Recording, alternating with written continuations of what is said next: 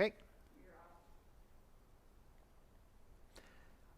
Good morning. Welcome to our first Sunday School Mission Moment, Signs of Hope, where we talk with our mission partners that we have about good news that they see in their work that they are doing in Waco, in our community. And we also, part of the goal of this is also to help us be more informed about the work that they're doing so that we can continue to support them and volunteer. My hope is that as you watch these episodes, these Sunday school classes, that you will be inspired to find one of our mission partners that you will want to serve with, that you'll want to spend a little bit of your time, your money in partnering with. And so watch, pray about each episode that you see, which organization you would like to partner with, and we encourage you to volunteer and help some of these organizations which do incredible things in our community. For our first one, we are so lucky to have with us Kelly Atkinson from the Cove. And so I'm going to stop talking. Kelly, tell us a little bit about yourself. Thanks for having me. It's great to be here. I really enjoy your worship space, and first came here about 18 months ago now, and have been really, really grateful to worship with you all, and also have been at the Cove for about 3 years, and so I've known of St. Albans through my role there too. But I came to Waco in '97 after growing up in Memphis, Tennessee. Okay. And I never left. So we've been here like 23, going on 24 years. Did you come to Baylor? Yep, came to Baylor and met my husband here, my husband John, and we've been married for 18 years. And we have 3 little kiddos. And so I graduated from Baylor with my master's in social work and taught there for about 10 years, mostly part-time, while I spent a lot of time with my kids. So they are now 13 and 10 and 7, and still spend a lot of time with those guys, especially this year. We've spent a lot of time together. I'm sure. Boys? I have a daughter, Ellie, okay. who's 13, Okay. and a son, Blake, who's 10, and a son, Chase, who's 7. Okay. So they're pretty good at doing dishes, and so we keep them around. So that's a little bit about me, and I started working as executive director at the Cove about 3 years ago. Okay, wonderful. Well, some people may not know what does the Cove do? What is the Cove's mission? Yeah. Well, we are really at our core just a safe place for high schoolers who are experiencing homelessness. So, and I'm going to look here some and here some, right? You're good. great. We're You're good. great. This is Great. our first one, folks. We're trying to keep social distance and That's right. everything. So Yes.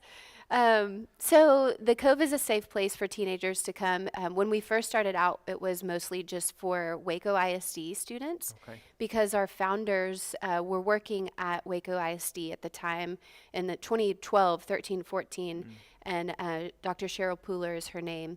And she started realizing that there were not just ones and twos or dozens of teenagers who were either just kicked out or trying to find their way on their own. There were hundreds of those students just within Waco ISD. And so she started just saying, we have got to do something. And These are students who are homeless, which we might need a little bit of I want a to talk about definition that. about what homeless means, because Yeah. probably a lot of us have a certain perspective on what that looks like. And I did too, honestly. I didn't know a lot about youth homelessness when I first started in this role, but I think all of us, when we think of homeless, we think of the person who has the sign, who's sitting out in front of Chick-fil-A, or there's a new guy on Franklin who's juggling. The juggler. Yes. He's my favorite. I know.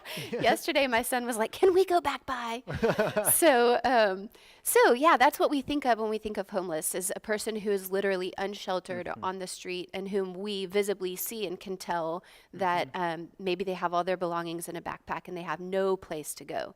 Okay. But the fact is, that's probably the furthest down a continuum that you would ever want to go when you think about homelessness, of unsheltered homelessness. the fact is there are dozens of opportunities to support that person prior to that point when their housing was inadequate, or when they were being evicted, or when they lost jobs and had no place to go but a hotel. So our students are either experiencing homelessness on their own, where they may be 16, 17, or even 18, and for various reasons, and I'll tell you some of those, they find themselves just trying to figure out their housing and their life on their own. And then there's some of our teens who are experiencing homelessness with their families. So mom has lost her job, dad might be in jail, and suddenly they're within just a couple of weeks of not having anywhere to go. Wow. Or living in their car. We actually had 2 families last week that we put in hotels because they were going to try to ride out the storm in their car, and that was all they had. So those are not people that you see on the streets. And so it's sometimes people will kind of say, how could your youth be homeless and still you take them someplace to stay at night? Because we do. We're not an overnight shelter. We were an after-school program, and now we've been open during the day for virtual learning. But basically, 90% of our youth bounce from 3 or 4 different places. So maybe grannies, maybe a coach, maybe a school teacher, maybe boyfriend's parents. And then for various reasons, a lot of times has to do with violence in that home, or addiction, or there is no electricity. And, those are the things that happen on a cyclical basis. And so then our student will bounce to somewhere else until that's not safe, and then they'll bounce to somewhere else. So they're constantly, in addition to the normal horribleness of teenage life, they're having to figure out their housing situation. Where am I going to be safe? Where am I going to stay? Yep. Any given day? Yeah. And so, for those of us who maybe packed a backpack and had to go stay with a friend over the last week, it gave me empathy and helped me think a lot about how our youth go about their lives, because a lot of it is like that. They have a garbage sack, or they have a backpack where they put their things. And so youth homelessness looks a lot like instability and chaos and a lack of a fixed and adequate place to stay. So that's being a safe place at the Cove is kind of square one, being able to create relationships with people who are safe, and then also have a place to go that you can depend on that's safe. Again, we kind of see that as the foundation for helping and serving, is when you know that you're safe, you can share, like, hey, I need deodorant, or I need socks, the things that all of us are and have been kind of embarrassed to ask others for, even just in the last week. Our students kind of live there. So the Cove has become a safe place for those students who are still in school and trying to graduate, and also then face life on their own with a lot of gaps and a lot of holes. And so we focus, first of all, on high school graduation, and secondly, on self-sufficiency and just helping youth develop the skills to become sufficient on their own when they graduate. So things like helping them with homework, providing a place for them to do homework. I mean, where are they going to do it? Yeah. Otherwise, it's super food chaotic. For them. Yeah. Yep. So a meal. Hot meals, shower. Snacks. Yes, a place to. Yeah, washer and dryer. We have a workout program with our friends. That's cool. Yeah, Danielle Young and Annie Ginty and their team from Baylor have done a high-intensity interval training workout for our youth this is the 3rd year. So, cool. I mean, there's something for everybody at the Cove. There's an art station. If you haven't been to our new facility on 5th and Waco Drive, you should definitely come and check it out, because it's twice the space.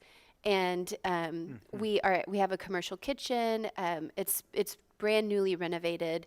Our friends at Methodist Children's Home have offered us this space to grow, and it's been a godsend. It's been a life changer. So, yeah. Awesome. Yeah. Well, I'm sure, like all of us, 2020, now 2021 has been it's been an interesting year. Yeah. We were just talking that it's been a year basically since the pandemic started. What challenges have you guys faced in this past year? Yeah. I would say, like, when COVID first hit, obviously everybody went home. Our staff went home. The Nurture Center was closed. Do you mind closing the? Yeah, thank you. Yeah. Is it cold? Oh, No, that's the the piano. music. I was thinking it's lovely. I like We the have some background music. Um, so we had to shut our doors for the spring, and so all of our support for youth basically went remote and virtual. So we started dropping off food at the hotels and the apartments where youth were staying, Okay. and also just helping them to get access to maybe a laptop or an iPad or. We had one student who was actually trying to finish her schoolwork on her iPhone. So this was the spring when everything just shut down and everybody was just trying their hardest. But she would walk up to the street corner to use the Wi-Fi from the gas station on her my street corner gosh. to try to finish school. And that's just wrong in so many different ways. Yes.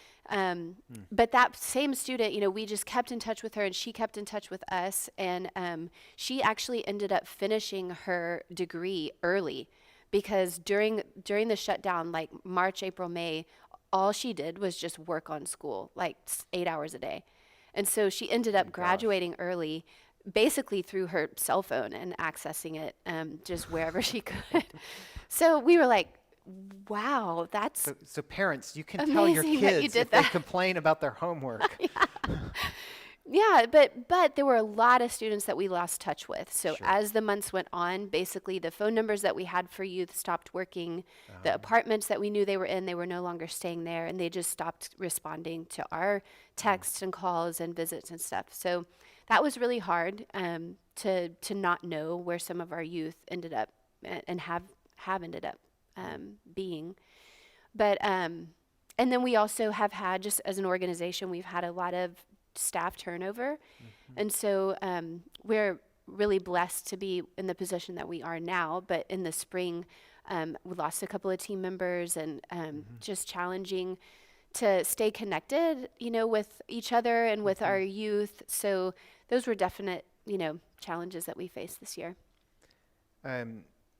What challenges do you see for into 2021 as Yeah. you continue, as Lord willing, the vaccine Yes. spreads and restrictions are lifted and things can go back to some sense of normalcy? Yeah.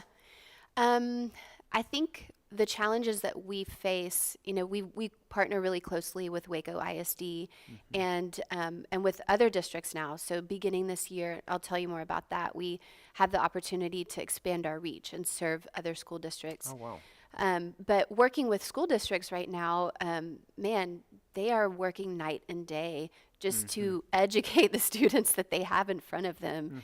And there are a lot of students, some of those homeless students are the ones who are most likely to kind of drop out or fall through the cracks. And so I think the challenge will be, as we're continuing to figure out virtual school and in-person school and the safety of that, school really is an anchor institution. And for most of our youth and even for our graduates, they've said school was my only safe place.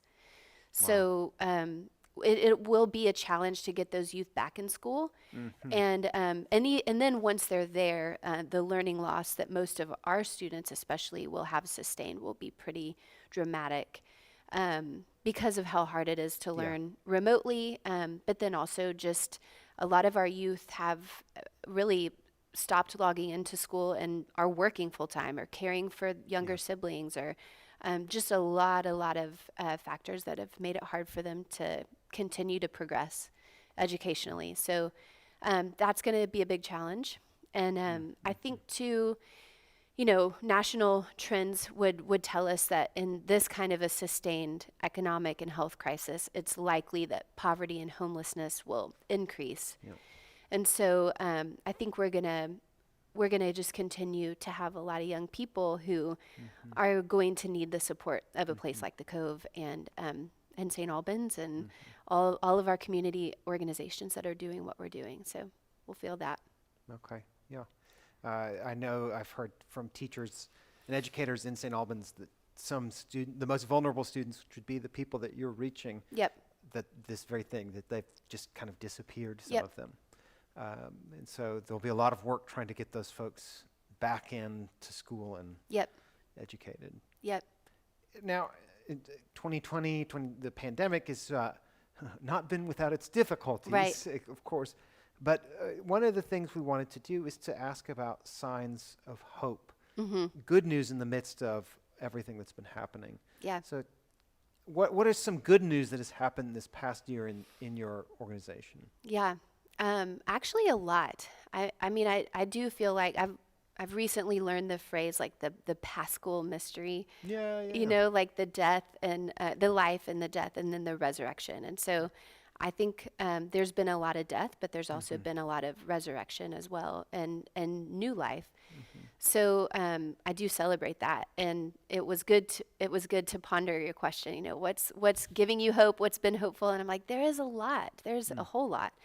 At the Cove, we have like kind of a running Google Doc that's basically just about little victories or small victories, and anybody on our team can add to that. And for us, when we work with a young person who even just continues to come to the Cove, that in and of itself is a victory because we have relationship with them. We know where they are. They can come and get their basic needs met. But then whenever they make choices while they're there to overcome a challenge or stick with something hard, we really celebrate that. So Sure. there was a youth a couple of weeks ago who we have kind of a structure nurture balance at the Cove, and so try to keep a pretty routine schedule when youth are there. And it was time to kind of do productive time, work on homework, and this one young person didn't want to do it at that time, and so we Imagine that. I know, right? Right? But we have a great staff, and they made compromises and worked out another time in that evening for that youth to work. And so the youth did a puzzle, kind of worked with themselves, and then when the time came for that compromise and it was time for them to come back to it, they did. And so that sounds small, but for those of us who are like raising children and any of us who've experienced trauma, we know that regulating ourselves in that way and then being able to ask for what we need and then sticking with our promise to ourselves and others shows a lot of maturity and growth. And so that's the kind of stuff that we celebrate at the Cove. That's a little victory, but even to call that out in a young person, just especially in the environments that they're in, they're not likely to be encouraged in those kind of ways. So to be like, hey, wow, that you came back to it and look at you got this done. Most of our youth have said, I just don't get that kind of encouragement in my home environment. And so it's exactly what I needed to be able to stick with something hard. So That's a building resilience. Yep. Just even that small thing for the rest of their lives. It is. And I think we've also, another sign of hope, we've had youth just talk about how they feel loved and they do feel safe at the Cove. And we have one youth who we've been working with for a couple years and recently, again, needed to go into some emergency shelter and had some issues going on with mom at home. And they called our staff and were able to just kind of calmly say, I need help. This is happening. And, you know, the very fact that these teenagers are reaching out and that they know that they can get support is really also encouraging. And then to help them resolve that, both to find a safe place to stay and help in that situation with mom is something, you know, I don't have a 17-year-old, I have a 13-year-old. But I think some of the things that our youth are dealing with on their own, they really amaze me. And so the wisdom that it takes to kind of reach out and to try to resolve some of the situations they're in ways that don't lead to further trouble is another thing that we celebrate. So we have had so much community support this year. Good. This Christmas was just remarkable. We were incredibly provided for. We do rely on donations from individuals and grants, and we have a new federal grant that we've just started operating. Wonderful. But over 30 churches support us on a regular basis. Wow. Several banks in town. We have good friends at First National Bank of Central Texas and Chip and Joe with Magnolia and the county and the city. So, and our friends at Methodist Children's Home. So we just really feel very, very supported. When in the fall, actually, we had like an Amazon wish list, and we got a call from a good friend and supporter of the Cove, and they were like, "We'd like to wipe the wish list, you know." Oh my gosh. And so we had all these boxes coming in, and That's awesome. everything that we'd asked for came in. So like hair picks for kids, and socks, and games, and all this stuff. And so for the whole Christmas time, we really didn't have a wish list because we didn't need anything. Wow. And so at the end of January, we kind of restocked the wish list, and we're like, okay, what else could we use? And within a week, Chip Gaines saw the post and was like, hey, we need to wipe their wish list. Oh, that's awesome. So everything from our second wish list got delivered to our door. That's super cool. So it's been really amazing to see the way that our community has not by any means forgotten about our youth, but we really do feel like if there's something that a young person needs, if we ask our supporters for that, we have it a few times over, really. And so that has been really amazing. So you're ready for 2021, changes coming. Yep. Things slowly, the thaw beginning, winter is slowly ending. You're in a good position for That's this right. year. Yeah, I think that's something that we celebrate is just like having grown more stable as an organization. Like I said, we did have a lot of turnover, but at the same time, we got this new federal grant, and we were able to hire 4 new staff members. So with those new staff members, we're able to extend our hours from 8 in the morning till 8 at night, and then also extend our reach to other school districts. So we've already started working with La Vega. We've already started serving a youth from Midway, and in conversations with other districts as well in McLennan County. So I think just the ability to, find those youth and continue to support them either at the Cove or virtually, where we do feel like we've gained capacity to do that. And, it's kind of like if you're in the lifeboat, you need to have the strength and stability to be able to bring people in. So it does feel like this season has been that. Well, good. A question that we're asking our mission partners, it's related to where do you see signs of hope, but where have you seen God at work in the Cove in this past year? Yeah. So many places. There are a lot of us who are people of faith who work at the Cove. So I think for each of us, it is God's work to show up every day. There's that as just square one. And I think all of us would say that we have been loved in ways that opened us up to God's love.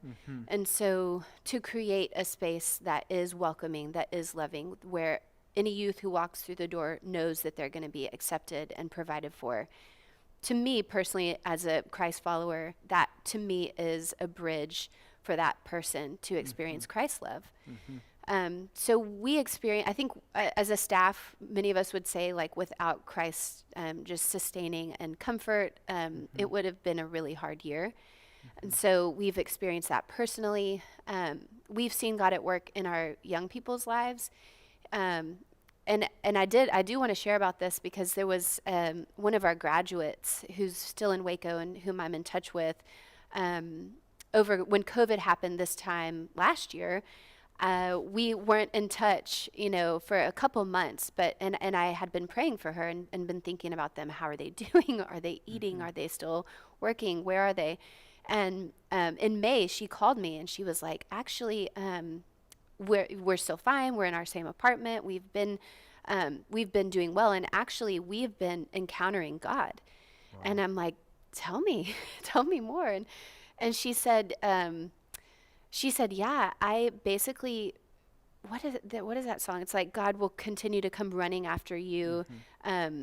She started singing that song to me and she was like, I never knew what that meant, but I started to talk to God, and I felt like he showed me multiple times in my life where he had been pursuing me, where he had been loving me, and I couldn't see it at the time.